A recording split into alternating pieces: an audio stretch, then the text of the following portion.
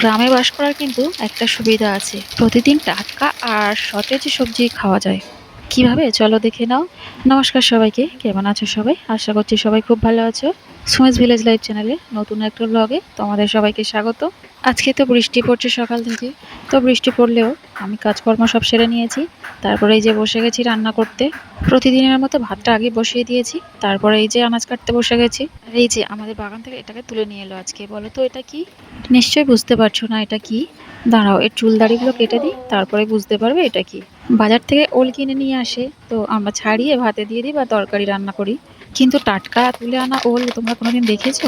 আমাদের আগের বছর অনেকগুলো ওল গাছ বসিয়েছিল, কিন্তু একটাও ওল পাওয়া যায়নি। তবে সেই জায়গাগুলো থেকে দেখলাম এবছর বেশ বড় বড় ওলের গাছ হয়েছিল। তার মধ্যে একটা গাছ মরে গিয়েছে, আর সেটাকে তুলতে এই যে এই ওলটা বের হয়েছে। তো ভাবলাম খানিকটা ওল কেটে ভাতে দিয়ে দিই। তবে জানি না কি হবে, কি টবে কি কিনা। আজ তো প্রথম রান্না করছি, দেখা যাক কি হয়।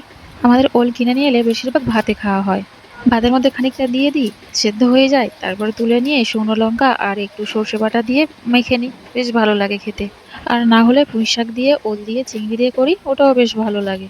তবে ওলটা ভাতেই বেশি ভালো লাগে।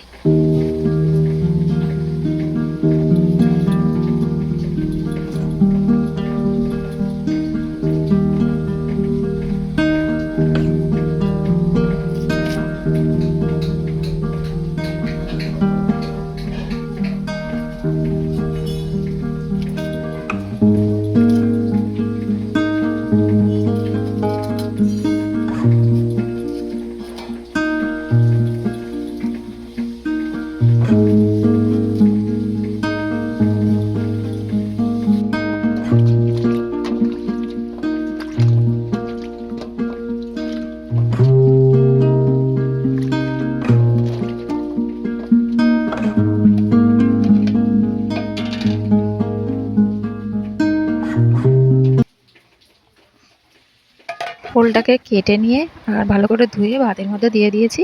আর অল্পটা দিয়েছি ভাতে, আর বেশিটুকুটা রেখে দিয়েছি। আর এর চুলদাড়িগুলো ভালো করে পরিষ্কার করে দিই, দিয়ে রেখে দিই।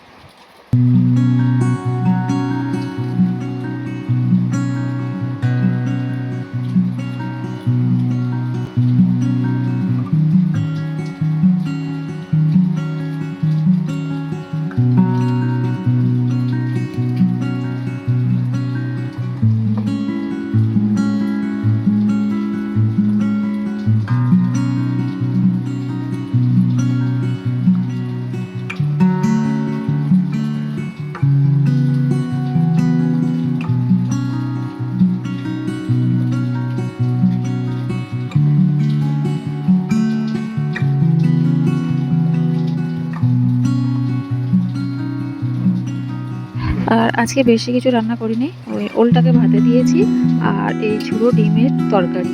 আর দু পিস মাছ ছিল, সেই মাছ দুটোকে ঝাল করেছি। ডিম ভেঙে ঝুড়ো করে ভেজে নিয়েছি আর আলু দিয়ে তরকারি করে নিয়েছি। রোহিত এই ডিমের ঝুড়ো তরকারিটা খুব পছন্দ করে।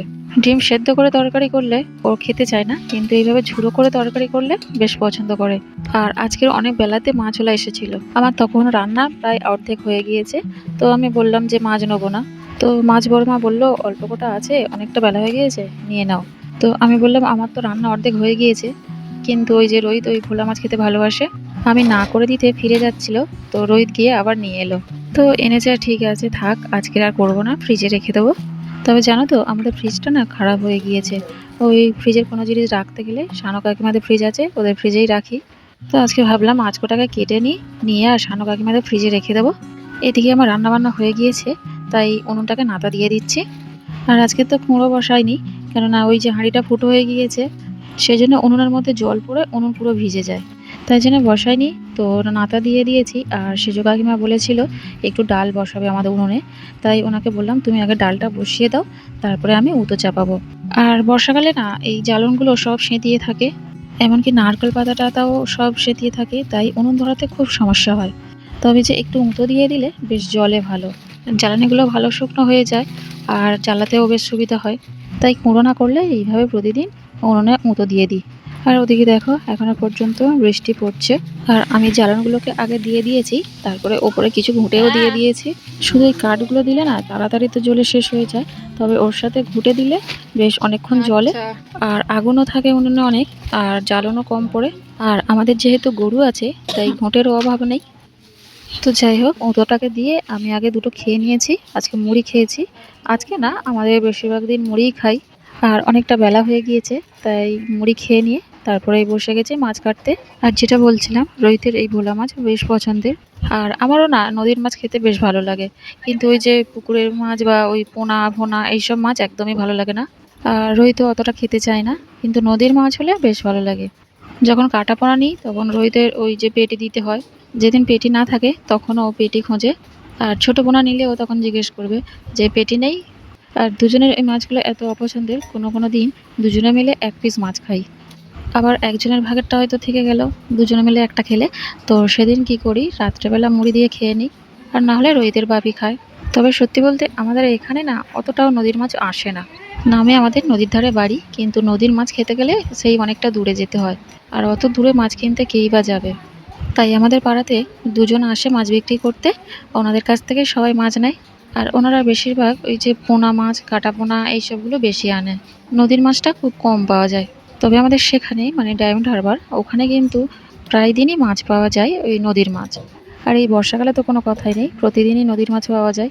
বেশি নয়, মাত্র 5 মিনিট হেঁটে গেলেই আমাদের বাজার বসে মাছের। আর আমাদের বাজারে কত ধরনের নদীর মাছ পাওয়া যায়। আর ওখানে একটা কাজলগৌরি মাছ বিক্রি হয়।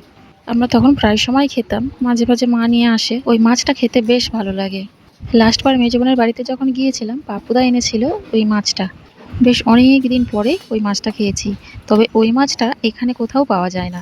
এত বছরে আমি কোনোদিন দেখিনি ওই মাছটা এখানে বিক্রি হতে। আচ্ছা, তোমরা কেউ কোনোদিন ওই কাজলগৌরি মাছ কি খেয়েছো? তাহলে আমাকে কমেন্ট করে জানাও। তো চলো মাছগুলোকে কেটে নিই, তারপর ওদিকে থালা বাসনগুলো আছে পড়ে, ওগুলোকে মাজতে যাব, তারপরে চান করবো। একটুখানি আদা রসুন বেটে রেখে দিয়েছি, মোচা করবো। মোচা সেই দিনে নিয়ে এসেছিল না, করিনি। সেদিন বলি রুটি করবো, ভাত করবো, ওই জন্য করিনি। বলি আগে করে নিই, বিকেলবেলা করবো মোচার তরকারি।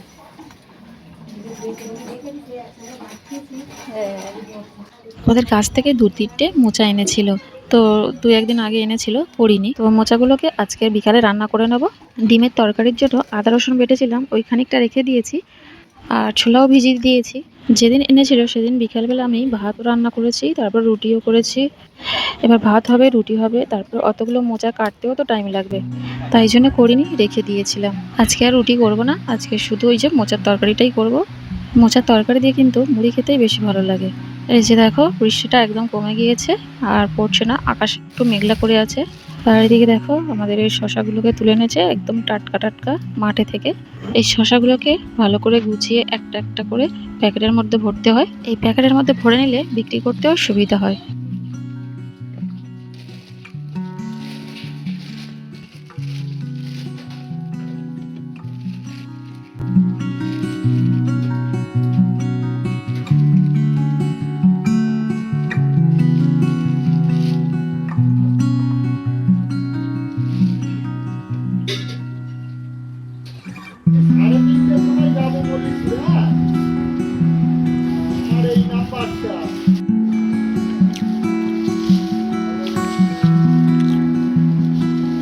তো চলো, ব্লগটা আজকের মতো এখানেই শেষ করছি।